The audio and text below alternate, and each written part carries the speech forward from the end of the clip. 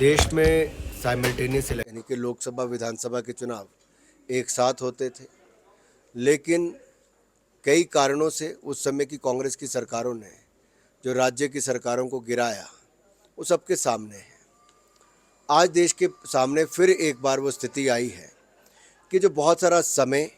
चुनावों में जाता है, बहुत सारा पैसा लगता है, राजनीतिक दलों का भी, राजनीतिज्ञों का भी, चुनाव लड़ने वालों का भी, और कुल मिला के देश के विकास में भी उसमें कहीं न कहीं रुकावटें आती हैं। आम जनमानस को बहुत कुछ झेलना पड़ता है, और पहाड़ी राज्यों में तो विशेष तौर पे कई जगह तो बहुत दूर दूर चल के वोट करने आना पड़ता है, ज़्यादा उम्र वाले लोगों को आना पड़ता है। अगर ये चुनाव एक साथ होते हैं तो इससे देश की भलाई है, लेकिन सरकार चाहती है, भारत सरकार चाहती है कि वन नेशन वन इलेक्शन पे जो जॉइंट पार्लियामेंट्री कमेटी है, वो समाज के सभी वर्गों से, बुद्धिजीवी हों, राजनीतिक दल हों या फिर चुने हुए प्रतिनिधि हों, इन सब की राय भी जाने, मीडिया वालों की राय भी जाने कि वन नेशन वन इलेक्शन के आने का लाभ क्या होगा,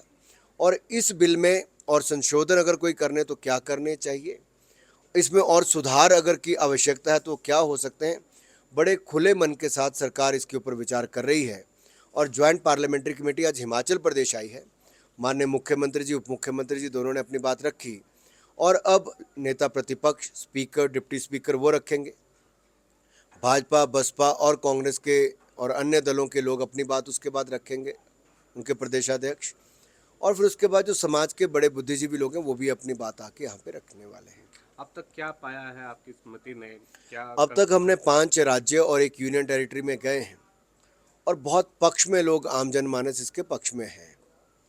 और ये अच्छी बात है। जैसे सिविल सोसाइटी के लोग भी आते हैं, लोगों में ये भी है कि युवाओं में और जागरूकता हो, युवाओं के और सुझाव भी आएँ, क्योंकि वर्तमान और भविष्य की पीढ़ियों के लिए बहुत महत्वपूर्ण बिल है, जिससे देश के विकास को एक नई गति और भारत के लोकतंत्र को एक नई ताकत मिल सकती है। एक जो स्पष्ट राय है कांग्रेस की, तो कैसे आम राय बनेगी कांग्रेस इसके विरोध में? देखिए, अभी इस पे चर्चा हुई है, अभी 5 राज्य, 25-30 राज्यों में और जाएंगे,